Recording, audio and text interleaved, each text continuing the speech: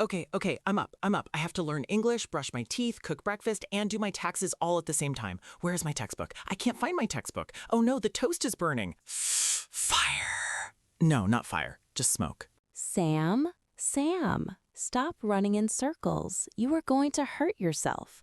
Why do you have a dictionary in the toaster? Because I need to absorb the vocabulary, Rose. I don't have enough time. I am a busy man. I have work, I have the gym, I have to walk the goldfish.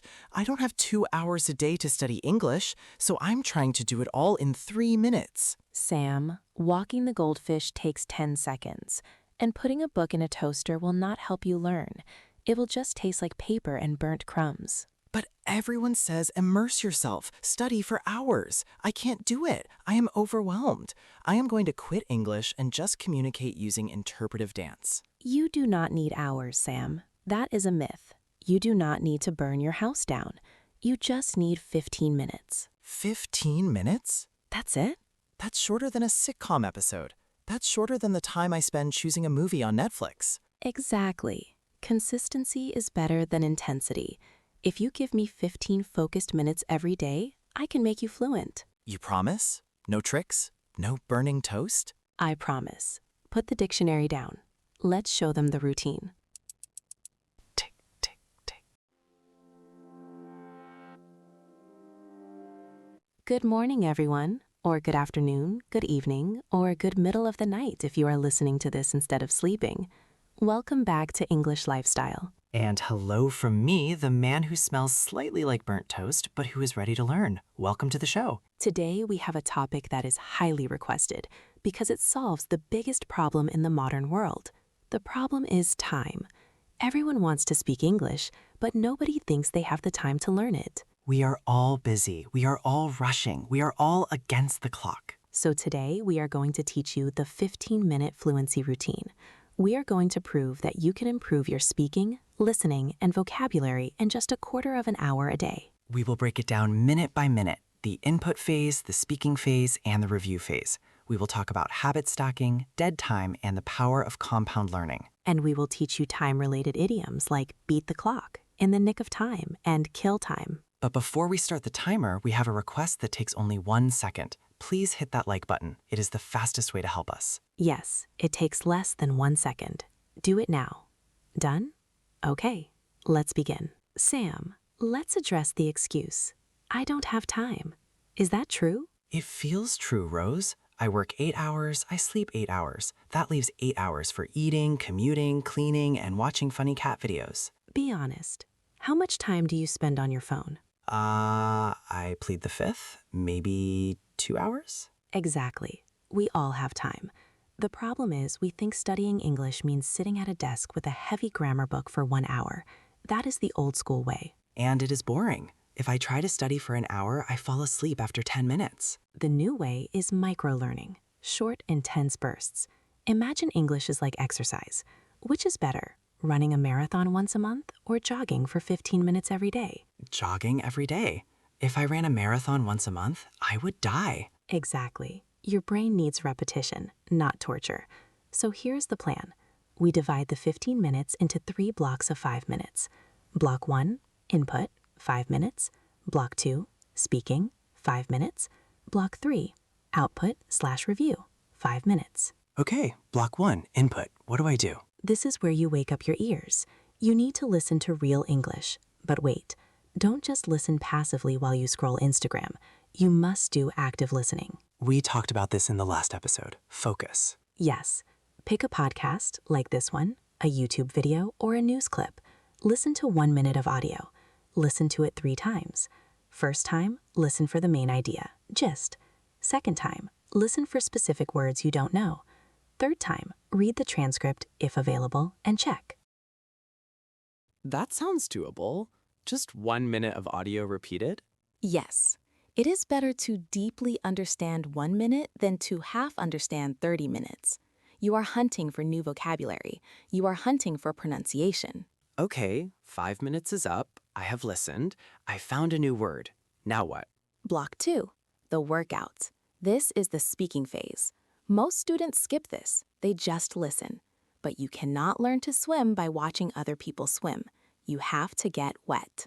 So I have to speak, but I am alone in my room. Who do I talk to? The goldfish? You talk to the best partner in the world, yourself. We use the technique called shadowing. Take that audio you just listened to, play it again, and repeat exactly what the speaker says at the same time. Mimicking the speed and the rhythm? Exactly. Try to match their emotion. If they are angry, be angry. If they are fast, be fast. Do this for 3 or 4 minutes. Your mouth will feel tired. That is good. That means the muscles are working. It's like gym for your tongue. Precisely. And for the last minute of this block, record yourself. Use your phone. Record yourself saying the sentence. Then listen to the original. Compare them. Oh, I hate listening to my own voice. It sounds so squeaky. Everyone hates their own voice, Sam. Get over it. It is the only way to hear your mistakes. If you hear that your th sound is wrong, you can fix it.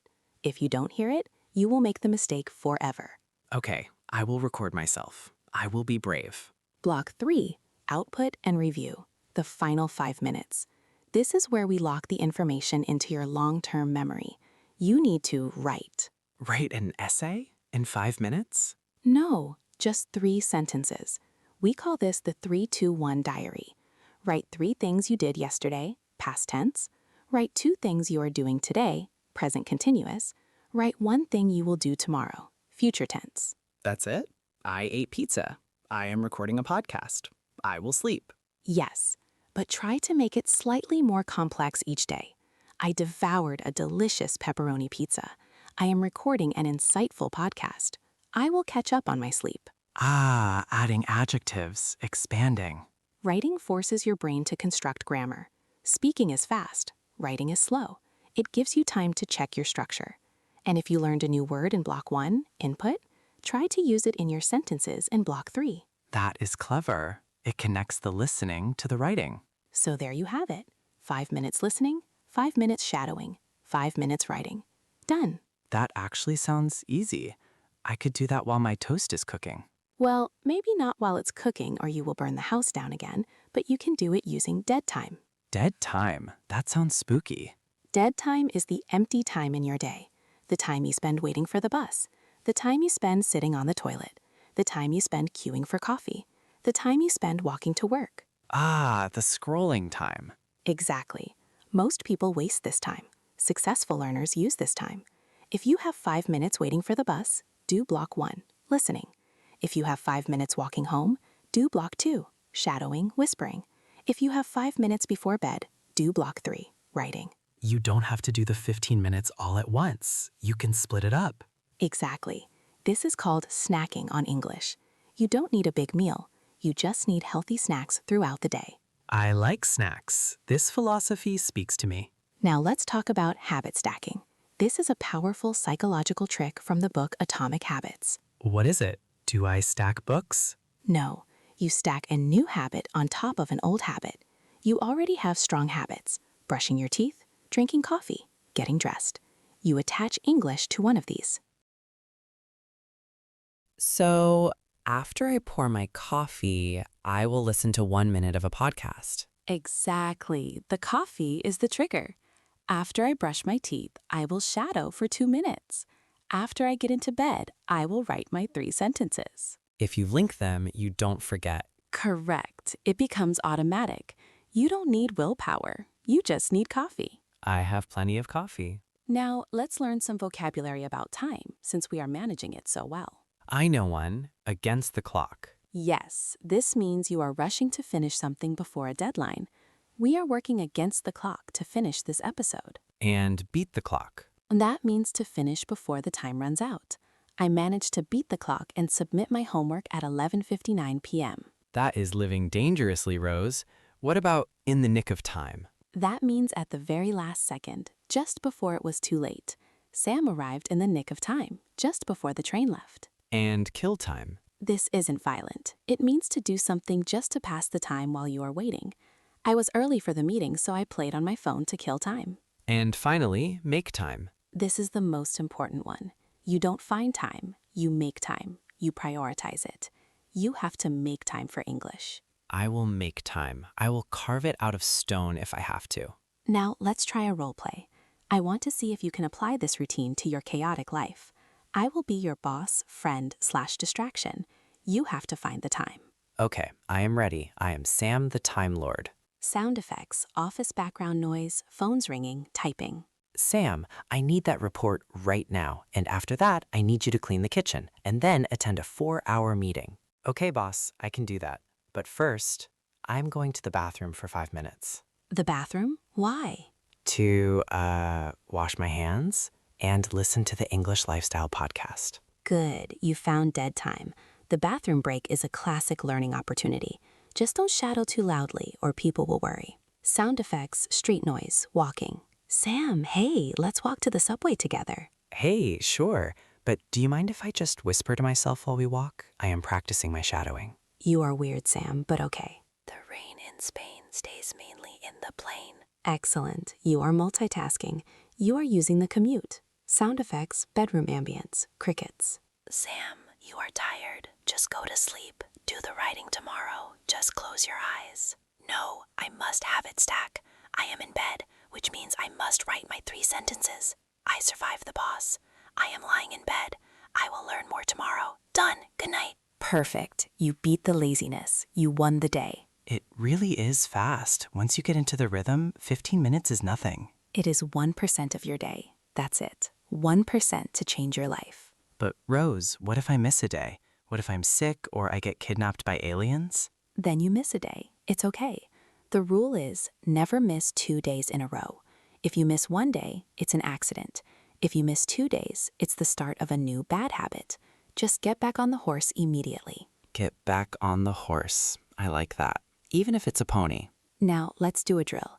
We need to practice those time idioms. I will give you a situation, you give me the idiom. Sound effects, ticking clock sound returns. Tick, tock, tick, tock. I am ready. The clock is ticking. You are rushing to finish before the deadline. Working against the clock. You finished exactly 1 second before the deadline. In the nick of time. You have 20 minutes to wait at the airport, so you read a book. Killing time.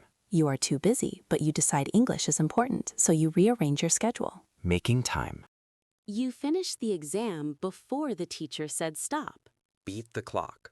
Excellent. You beat the clock on that quiz. Before we finish, I want to talk about the philosophy of the compound effect. Albert Einstein said, "Compound interest is the 8th wonder of the world." He was talking about money, right? Yes, but it applies to learning. If you learn just 15 minutes a day, that is 90 hours a year. That is the same as taking an intensive college course. But because you did it daily, your brain remembers it better.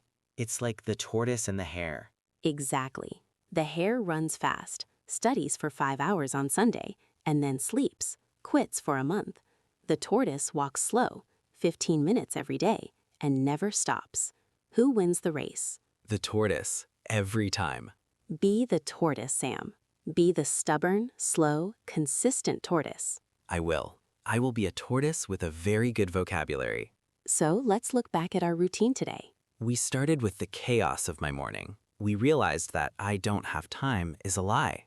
We learned the 15-minute routine. Block 1, input, active listening. Block 2, speaking, shadowing and recording. Block 3, output, 3-sentence diary. We learned about dead time, using the bus, the queue, the toilet, and habit stocking, anchoring English to coffee. We learned idioms like in the nick of time and against the clock.